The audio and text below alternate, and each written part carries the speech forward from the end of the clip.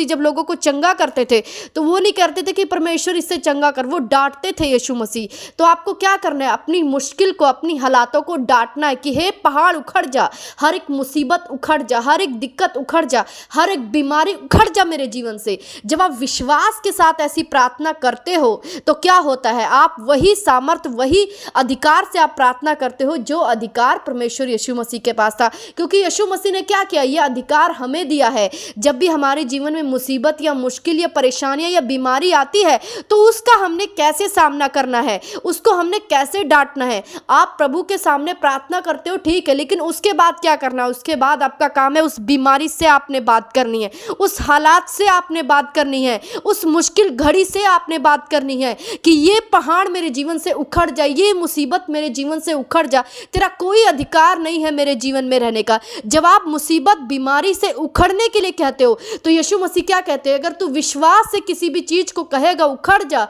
तो वो तेरे जीवन से उखड़ जाएगा।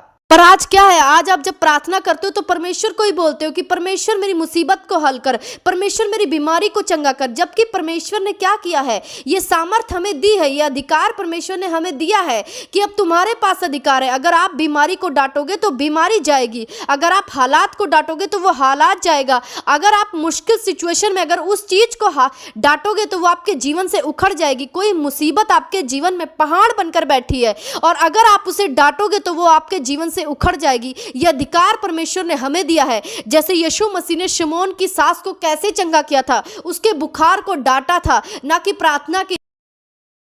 उन्होंने डांटा है, बुखार तो निकल जा, तो क्या हुआ, वो तुरंत चंगी हो गई। आज आपके जीवन में भी कोई हालात, कोई मुसीबत, कोई भी बीमारी हो, आप उससे बात करें और उससे डांटे। जब भी आप प्रार्थना करने जाते हैं, प्रार्थना करने के बाद उससे डांटे और कमांड करें अपने जीवन से कि वो आपके जीवन से निकल जाए। कोई भी शैतान का अधिकार नहीं है आपके जीवन में रहने का। यदि आप चुप रहोगे तो शैतान भी आपके जीवन में चुप करके बैठा रहेगा। वो मुसीबत के रूप में, वो बीमारी के रूप में, वो किसी भी परेशानी के रूप में वो आपके जीवन में बैठा रहेगा। जब तक आप अपने मुंह से उसे डांटोगे नहीं, भगाओगे नहीं, तब तक वो आपके जीवन को छोड़कर नहीं जाएगा, क्योंकि यह अधिकार परमेश्वर ने हमें दिया।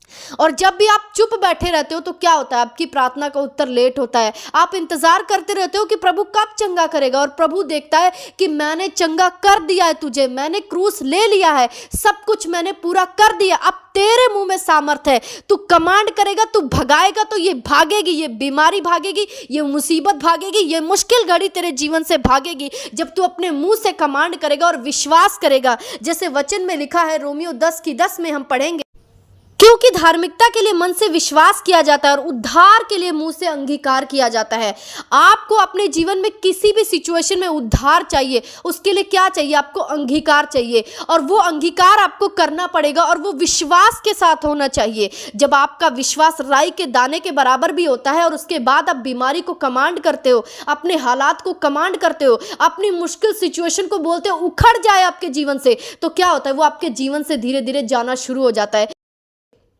इसलिए बीमारी को कमांड करे, मुश्किल हालात को कमांड करे, कर्जे को कमांड करे। आपके जीवन में कोई अधिकार नहीं इसे रहने का जब आप इसे कमांड करते हो, क्योंकि सबके पीछे क्या है, दुष्ट आत्मा है। जब दुष्ट आत्मा आपकी आवाज़ को सुनती है तो वो आपके जीवन से निकलकर जाने लगती है। पर अगर आप चुप बैठे हो तो क्या होता है, वो आपके जीवन को छोड़कर नहीं जाती है। आप प्रार्थना करते रहते हो और आपकी प्रार्थना का उत्तर लेट होता रहता है, क्योंकि यीशु मसीह देखता है कि बाइबल पढ़, मैंने तुझे अधिकार दिया है इसको कमांड करने का, मैंने तुझे विश्वास दिया है, मैंने तुझे कहा यदि तू इस पहाड़ को भी कहेगा टल जा तो वो तेरी जिंदगी से टल जाएगा, उखड़ जाएगा। तो प्रभु देखता है आपको कि आप किस तरीके से प्रार्थना करते हो, क्या आपको विश्वास है, क्या आपको ज्ञान है कि मैंने क्या कर दिया है धरती पे तुम्हारे लिए। जब आप यीशु मसीह के ज्ञान में बढ़ते हो, परमेश्वर की उपस्थिति में बढ़ते हो, तो ये अधिकार आपके पास आ जाता है और उस अधिकार के साथ आप कुछ भी कमांड कर सकते हो। कोई स्ट्रेस, कोई डिप्रेशन, कोई भी चीज आपका हिस्सा नहीं है। सब चीजों के पीछे दुष्ट आत्मा, और आपने क्या करना है, उस दुष्ट आत्मा से बात करनी कि हर एक स्ट्रेस मेरे जीवन को छोड़ के जाए, हर एक डिप्रेशन मेरे जीवन को छोड़कर जाए, हर एक पहाड़ जो मुसीबत बनकर मेरे जीवन में खड़ा है वो मुझे छोड़कर जाए। जब आप कमांड करते हो क्या होता है, शैतान आपके जीवन से जाना शुरू हो जाता है। लेकिन याद रखें, ये अधिकार और ये कमांड आपके जीवन में तब काम करता है जब आपका दिल परमेश्वर के वचनों पर लगा होता है। आप परमेश्वर के वचन में चल रहे होते हैं, आप परमेश्वर के साथ वफादारी से चल रहे होते हैं। अपने आप में जब आप दोषी नहीं पाते, तो जब भी आप जो चीज़ें कमांड करते हैं, शैतान क्या करता है? आपकी आवाज़ को सुनता है। इसलिए पूरा वचन ध्यान से सुने। कई बार क्या करते हैं लोग कि कमांड करते हैं और उनके जीवन से दुष्ट आत्मा छोड़कर नहीं जाती, लेकिन परमेश्वर के वचन में लिखा है कि यदि तुम मुझ में बने रहोगे, मेरा वचन तुझ में बने रहेगा, तो जो चाहो वो तुम्हारे लिए हो जाएगा।